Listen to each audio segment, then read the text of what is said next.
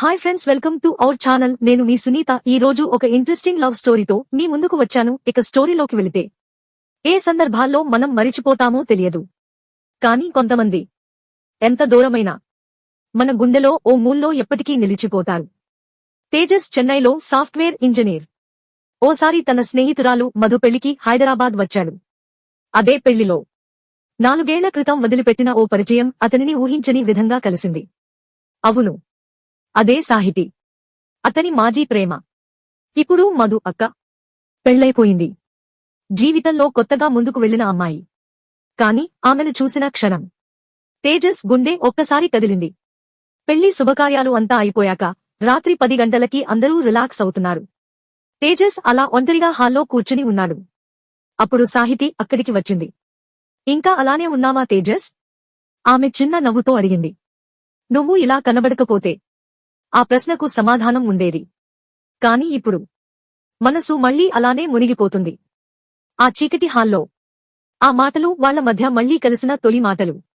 ఆమె కురులు తడిగా వేలాడుతూ మిగతా అందరూ నిద్రలో ఉండగా వాళ్ల మధ్య ఉన్న మౌనం మాట్లాడటం మొదలుపెట్టింది. ఒక్కసారి నన్ను తాకే అవకాశం ఉంటే నిన్న మరిచిన ప్రతి క్షణం తిరిగి బ్రతికిపోతుందేమో తేజస్ ఆలోచనలో అన్నాడు. కాని ఆ మాట ఆమె కళ్లలో స్పష్టంగా కనిపించింది. ఆ రాత్రి వాళ్ల మధ్య ఏమి జరిగిందో ఎవరికీ తెలియదు. కాని ఆ క్షణం వారి జీవితంలో తిరుగలేని మలుపు అయింది. ఆ రాత్రి తేజస్ నిద్రపోలేక టెర్రేస్ మీద కూర్చున్నాడు. చల్లటి గాలి తాకుతూ ఉంది. కాని అతని గుండెల్లో మాత్రం పొంగిపొర్లే తాపం. అప్పుడు ఓ శబ్దం. వెనక తిరిగితే సాహితి. ఆమె చేతిలో 2 కాఫీ మగ్స్. ఇంకా నిద్రపోలేదా? ఆమె మెల్లగా అడిగింది. తేజస్ చిరునవ్వుతో, నీతో ఉండాలనిపిస్తే నిద్ర ఎలా వస్తుంది? ఆమె నవ్వింది. కాని ఆ నవ్వులో ఓ బాధ, ఓ కోరిక, రెండూ కలిసిపోయినట్టు.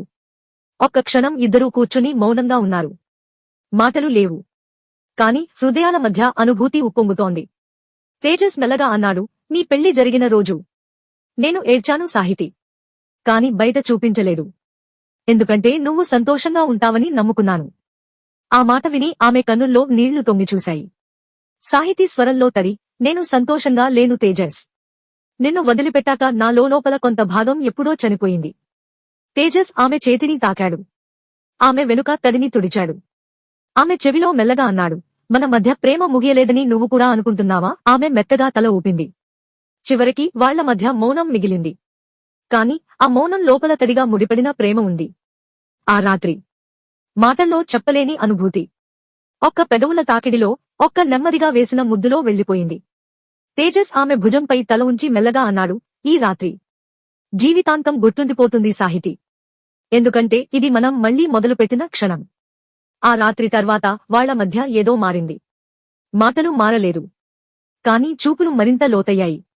తాకింపులు మెల్లిగా ఎక్కువ అయ్యాయి. తేజస్ రోజు ఉదయం టీతో బయట కూర్చుంటే సాహితి వస్తూ ఉండేది.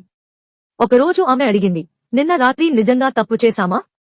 తేజస్ మెల్లగా ఆమె చేతిని పట్టుకుని అన్నాడు, ఇది తప్పు అయితే మనం గతంలో ప్రేమించిన ప్రతి క్షణం కూడా తప్పే.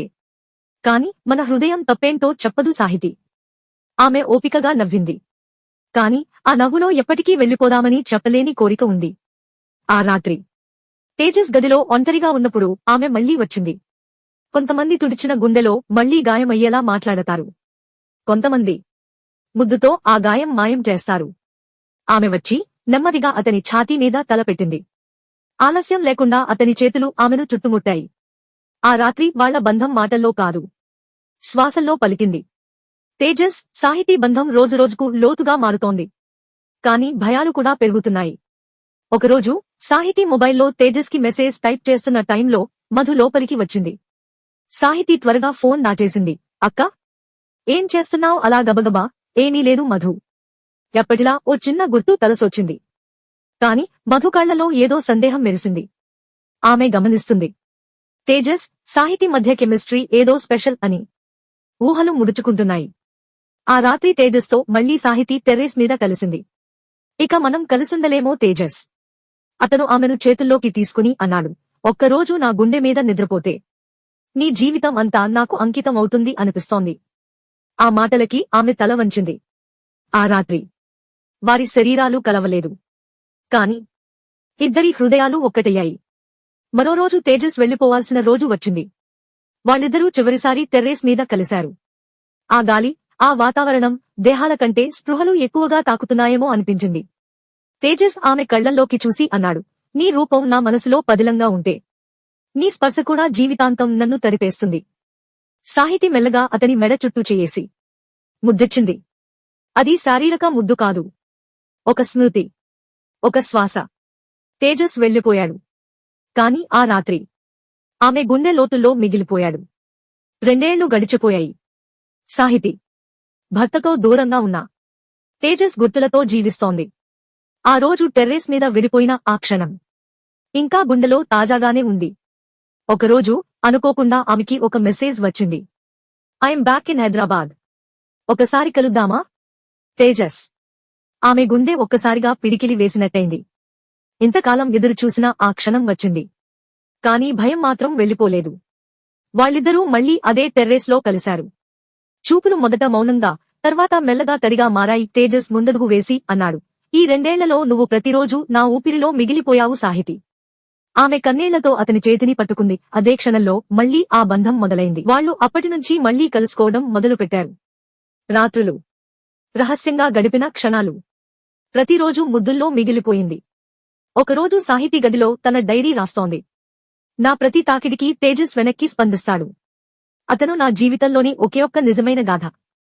అదే సమయంలో ఆమె భర్త అనిల్ పని మీద ముందుగా ఇంటికి వచ్చాడు. అతను లోపలికి వచ్చి ఆమె డైరీ తెరిచాడు. కొన్ని పేజీలు చదివాడు. అంతే. గదిలో నిశ్శబ్దం. ఆమె ఏమీ తెలియనట్టు ఉండగా అతను తల తిప్పి అన్నాడు, ఎంత మోసం చేసినా నీ ప్రేమలో నిజాయితీ ఉంది అనిపిస్తోంది సాహితి. కాని నేను విడిపోవడానికి సిద్ధం కాదు. ఆ మాటలు విన్న తర్వాత సాహితి పూర్తిగా కూలిపోయింది. తేజస్ ను కలవడం తగ్గించింది. కాని అతని కోసం గుండె మాత్రం తపించేది. ఒకరోజు తేజస్ వచ్చి ఎదురుగానే నిలబడ్డాడు. నువ్వు ఏదైనా ఓ నిర్ణయం తీసుకో, కాని నా ప్రేమకి దూరంగా ఉండమని చెప్పకు. ఆమె కన్నీళ్లతో అతని చేతిని పట్టుకుని మెల్లగా అన్నది, నేను ఓ భార్యనైనా గుండె మాత్రం నీకే చెందింది తేజస్. కాని నా నిర్ణయం నీ బాధలా ఉండకూడదు. అదే రోజున ఆమె అతని మోకాలిపై తలపెట్టి చివరిసారి ముద్దిచ్చింది. అది వీడుక కాని ప్రేమలో ముగింపు కాదు. ఆ రోజు తేజస్ పక్కటముక మాదిరిగా తన చేతిలో ఉన్న ఫోన్ను చూస్తూ నిలబడ్డాడు. ఒక మెసేజ్. ఓ శ్వాసను ఆపినంత సుదీర్ఘమైనది. తేజస్, నేను బయలుదేరుతున్నాను. ఓ కొత్త జీవితం మొదలెట్టాలి. నీ జ్ఞాపకాలతో కాదు, నీ ప్రేమతో కాదు, కాని నీ తోడు లేకుండా. క్షమించు. అతని గుండె ఒక్కసారిగా భారంగా మారిపోయింది. ఒక్కసారి వెళ్లి ఆమెను చూసి మాట్లాడాలి అనిపించింది. కాని ఆమె ఫోన్ స్విచ్డ్ ఆఫ్. 3 రోజుల తర్వాత అతనికి తెలిసింది, సాహితి తన భర్తతో కలిసి విదేశాలకు వెళ్లిపోయిందని. అతను కొంతసేపు నిర్ఘాంతపోయాడు.